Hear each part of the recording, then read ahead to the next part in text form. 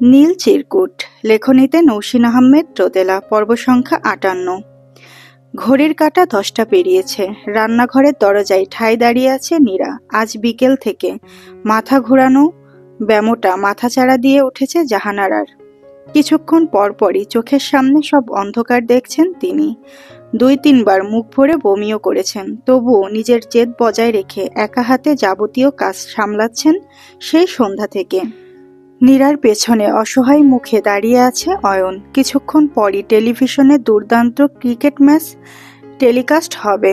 মাকে এই অবস্থায় রেখে টেলিভিশন অন করার ঠিক হবে কিনা বুঝতে পারছে না অয়ন। নীরা মিনমিন করে বলল, আপনার শরীর খারাপ মা, আপনি ছাড়ুন, আমি করছি। জাহানারা জবাব দিল না। ফ্যাকাশে চোখ মুখ নিয়েই পানির কল খুলে হাঁড়ি পাতিল ধোয়ায় মনোযোগ দিল। জাহানারার গম্ভীর মুখভঙ্গি দেখে আরও একবার অনুরোধ করার সাহস পেল না নীরা। বেশ কিছুক্ষণ পর ধৈর্যহারা হয়ে শোবার ঘর থেকে বেরিয়ে এলেন আনিসুল সাহেব। তাকে রান্নাঘরের দরজার কাছে আসতে দেখেই নিজেকে আরও একটু গুটিয়ে নিল নীরা। শশব্যস্তভাবে মাথার আঁচল টেনে নতমুখে দাঁড়িয়ে রইল এক কোণায়। আনিসুল সাহেব রাগত কণ্ঠে ধমকে উঠে বললেন, রাখো তুমি এসব, ছেলেদের জন্য বহুত খেটেছ, আর দরকার নেই। কামাই করে রেঁধে বেড়ে খেতে পারলে খাবে, নয়তো খাবে না। তুমি কেন কাজ করবা সারাদিন? আমি রোজগার করি না? ছেলে ছেলে করে মরে যাও। কোথায় এখন তোমার ছেলে? মাঝরাতেও বাড়ি ফেরার নাম নেই। বিয়ে করে বহুত ছেয়ানা হয়ে গিয়েছে আজকাল। আনিসুল সাহেবের ধমকাধমকির মাঝেই বাড়ি ফিরল অন্তু। ক্লান্তিতে শরীরটা ভেঙে আসছে তার। রাত ৯টা পর্যন্ত ভার্সিটির লাইব্রেরিতে পড়াশোনা সেরে নাদিমের সাথে ২ কাপ চা আর সিগারেট ধরিয়েছিল অন্তু। বন্ধুর সাথে পারিপার্শ্বিক আলাপচারিতায় চোখের পলকে কেটে গিয়েছে দীর্ঘ ১ ঘন্টা। ১০টার দিকে রওনা হয়ে পৌঁছাতে পৌঁছাতে বাজল ১১টা। সারাদিনের অভুক্ত শরীরে সিগারেট খাওয়ায় পাক দিয়ে ধরছে পাকস্থলীর নিম্নভাগ। মাথা ঘুরছে, পরীক্ষা, চাকরি, সংসার নিয়ে হাজারো চিন্তা। বাইকে তেল শেষ, অথচ হাতে টাকা নেই। ছোঁয়ার বিয়ের জন্য উপহার আরও কত খরচ, অথচ আয়ের উৎসে পকেট। এমন একটা মানসিক চাপের মাঝে বাড়ির এই হইচই ভীষণ তিক্ত লাগলো অন্তুর। ক্লান্ত শরীরে দাঁড়িয়ে থেকে আনিসুল সাহেবের তিক্ত খোঁটাগুলো হজম করলো। কোনো রকম প্রতি উত্তর করার চেষ্টা না করে রান্নাঘরে ঢুকলো সে। জাহানারার হাত থেকে হাঁড়ি পাতিল সরিয়ে নিয়ে আচমকাই মাকে পাজা কোলে করে বেরিয়ে এলো। জাহানারা চমকে উঠলেন, বিস্মিত হলেন। অন্তু মাকে বসার ঘরের সোফায় বসিয়ে দিয়ে ফ্লোরে বসলো। জাহানারার এক হাত ধরে ক্লান্ত কণ্ঠে বলল, কি করতে হবে বলো, আমি করে দিচ্ছি। আমার বউ ছুলে সমস্যা, আমি ছুলে তো সমস্যা নাই আম্মা। জাহানারা জবাব না দিয়ে হাত টেনে নিলেন। অন্তু হাতটা আবারও নিজের হাতে নিয়ে বলল, সারাদিন খাই নাই আম্মা, তুমি তো জানোই তোমার ছেলে ক্ষুধা সহ্য করতে পারে না। বাড়ি ফিরে যদি তোমাকে এই অবস্থায় দেখি তাহলে কি করে খেতে ইচ্ছে করে বলো? ইরার ওভাবে কথা বলা অন্যায় হয়েছে, কিন্তু ইরা অন্যের বাড়ির মেয়ে আম্মা। সে অন্যায় করলে তাকে শাস্তি দেওয়ার অধিকার তো আমার নাই। কাজটা যদি ইরার জায়গায় নীরা করত তাহলে ভিন্ন কথা। আমার বউ আমার মাকে অপমান করলে আমি চুপ করে থাকবো না। আমি বলছি না নীরার নির্দোষ। নীরার উচিত ছিল ইরার ভুল শুধরে দেওয়া। ও বুঝে উঠতে পারে নাই, এবারের মতো ওকে মাফ করে দাও। শেষ কথাটা বলে নীরার দিকে তাকালো অন্তু। অন্তুর চোখের ভাষা বুঝতে পেরেই ২ কদম এগিয়ে এলো নীরা। মৃদু বিনয়ী কণ্ঠে বলল, ইরার বেয়াদবির জন্য আমি সরি মা। আমি ইরাকে বকাবকি করেছি, ওকে এই বাড়িতে আসতেও নিষেধ করেছি। ও আর এখানে আসবে না। আপনি এবারের মতো মাফ করে দিন, আর কখনো এমনটা হবে না। জাহানারা উত্তর না দিয়ে গম্ভীর মুখে বসে রইলেন। অন্তু বায়না ধরা কণ্ঠে বলল, আমি জানি তুমি অনেক কষ্ট পেয়েছ। নীরার মাপ চাওয়াতে সেই কষ্ট কমে যাবে না, তবুও বলছি রাগ করে থেকো না আম্মা। আমি রাগের মাথায় কত কি করে বসি, তুমি কষ্ট পাও আবার মাফও করে দাও। নীরা তো আমারই বউ, তোমার ছেলের বউ তো তোমার মেয়েই হলো। এবারের মতো মাফ করে দাও। ও আর কখনো তোমার অসম্মান করে কথা বলবে না। নীরা, খবরদার আম্মাকে অসম্মান করে কোনো কথা যেন না বলা হয়। আমার আম্মা কষ্ট পেলে কিন্তু আমি কাউকে ক্ষমা করব না, মনে থাকবে। নীরা মাথা হেলিয়ে সায় জানালো। জাহানারা চোখ টলমল করে উঠল। চোখের জল ঢাকতে ধমক দিয়ে বললেন, হয়েছে, এখন এত ঢং না করে তোর বউকে বল খাবার দিতে, খেয়ে দিয়ে ঘুমা। আমার জন্য এত দরদ দেখাতে হবে না। অন্তু হেসে ফেলল। নীরাকে খাবার দিতে ইশারা করে জাহানারার হাত ধরে রেখেই বলল, তোমার সঙ্গে খাবো।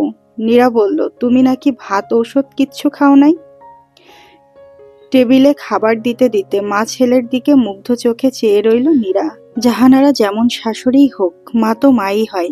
মাঝে মাঝে এই মায়েরা বড় অভিমানী হয়, এক আকাশ অভিমান জমিয়ে রাখে সন্তানের একটু পরোয়া, একটু আদর পাওয়ার আশায়। সন্তানের একটু হাসিতেই ভেঙে টুকরো টুকরো হয় সেই অভিমানের পাহাড়। চোখ টলমল করে মা সত্ত্বাও। এরা এখানে উপস্থিত থাকলে আরো অশান্তি করত। নীরাকে মাপ চাইতে দেখে রাগারাগি করত, কিন্তু নীরার আনন্দ হয়। ইরার মতো প্রতিবাদী চিন্তা তার আসে না। এতটুকু মাথা নোয়ানোর ফলে যদি সংসার শান্ত হয় তবে তাতেই তার আনন্দ। এতটুকু মাথা নোয়ানোর ফলে যদি কোনো মা একটু তৃপ্ত হয় তবে এই মাথা নোয়ানোই তার শ্রেয়। পৃথিবীর সবার কি ইরা নম্রতার মতো প্রতিবাদী হওয়া সাজে? খাওয়া দাওয়া শেষে ঘরে যেতেই নীরার উপর চোখ পড়ল অন্তুর। নীরা শাড়ির আঁচল একপাশে তুলে দিয়ে বিছানা ঝাড়ছিল। অন্তুর অবাধ্য চোখ প্রথমেই গিয়ে থামল নিষিদ্ধ কোনো জায়গায়। অন্তু কেশে উঠল। তাড়াহুড়ো করে চোখ সরিয়ে নিতেই চোখ ফিরিয়ে তাকালো নীরা। অন্তু অপ্রস্তুত ভঙ্গিতে ঘাড় চুলকালো। শার্টের বোতাম খুলতে খুলতে বিছানায় গিয়ে বসলো। কণ্ঠে গাম্ভীর্যতা এনে বলল, শাড়ি পরার কি দরকার? নীরা বিছানা তৈরি করে আয়নার সামনে গিয়ে দাঁড়ালো। চুলগুলো হাত খোপা করতে হাত উঁচু করতেই ফিনফিনে শাড়ি সরে গিয়ে দৃশ্যমান হলো ফর্সা উদর। অন্তু কপাল কুঁচকে আয়নার দিকে চেয়ে রইল। আয়নার ভেতর দিয়ে চোখে চোখ পড়ল। নীরা অপ্রস্তুত কণ্ঠে বলল, মা বলেছে। অন্তু চোখ সরিয়ে নিল। শার্ট পাল্টে বিছানায় আসতেই ডাকলো নীরা।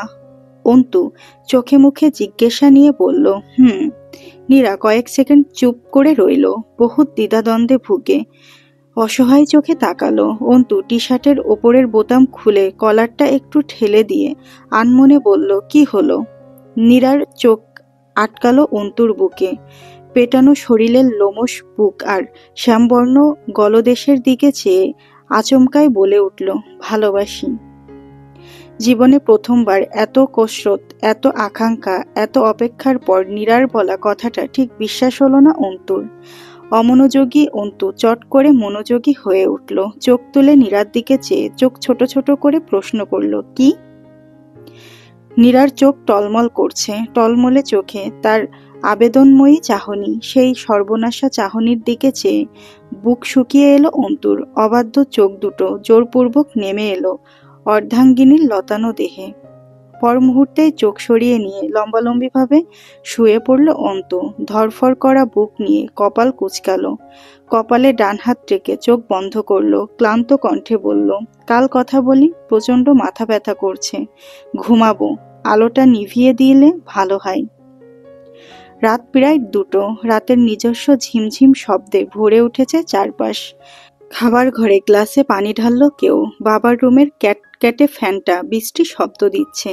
এই সবটাই অন্ধকারে ডুবে থাকা ঘরটিতে বসে মনোযোগ দিয়ে শুনল নম্রতা। হঠাৎ ঘুম ভেঙে যাওয়ায় কিছুটা ভূতগ্রস্তের মতো বসে রইল। তারপর ফোনটা নিয়ে অ্যালার্ম বন্ধ করলো। আরফানের ডিউটি শেষ হওয়ার কথা 1টায়। সেই অনুযায়ী 2টায় অ্যালার্ম দিয়ে রেখেছিল নম্রতা। ঘুমটা খানিক কেটে যেতেই আরফানের নাম্বারে ডায়াল করলো নম্রতা। প্রথম দফায় বিজি দেখিয়ে দ্বিতীয় দফায় ওয়েটিং দেখালো লাইন। নম্রতার কপাল কুঁচকে এলো। এত রাতে কার এত দরকার পড়লো আরফানকে? নম্রতা অপেক্ষা করলো।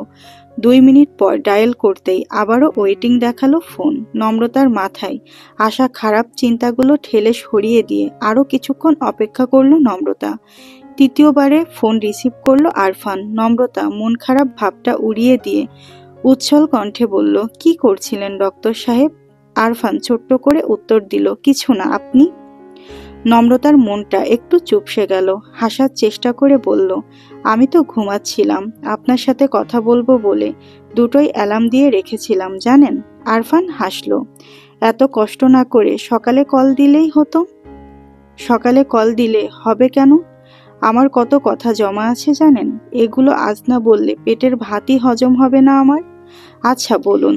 আরফানের আগ্রহহীন কণ্ঠে ভেতরটা মুচড়ে উঠল নম্রতার। সে এত আগ্রহ নিয়ে বসেছিল, অথচ আরফানের কোনো আগ্রহই নেই। আরফান কি খুব বেশি ক্লান্ত? আরফান ক্লান্ত ভেবে নিজেকে সামলে নিল নম্রতা মৃদু কণ্ঠে বলল, আপনি মাত্র ফিরলেন, খুব ক্লান্ত বোধহয়। আপনি এখন রেস্ট নিন, আমি কথাগুলো কালই বলবো। আরফান সাথে সাথেই বলল, আচ্ছা। নম্রতার হঠাৎই দুনিয়া ভেঙে কান্না পেয়ে গেল। আরফান হাজার ক্লান্ত থাকলেও এভাবে কথা বলে না, এত অবহেলা ভরে তো কখনো না। ভয়ানক রেগে থাকলেও না। তবে আজ কেন? নম্রতার মন খারাপ করে ফোন রেখে দিল। বেশ কিছুক্ষণ বিছানায় এপাশ ওপাশ করেও চোখে ঘুম ধরা না দেওয়ায় আবারও আরফানের নাম্বারে কল করলো নম্রতা। কি আশ্চর্য, আবারও ওয়েটিং।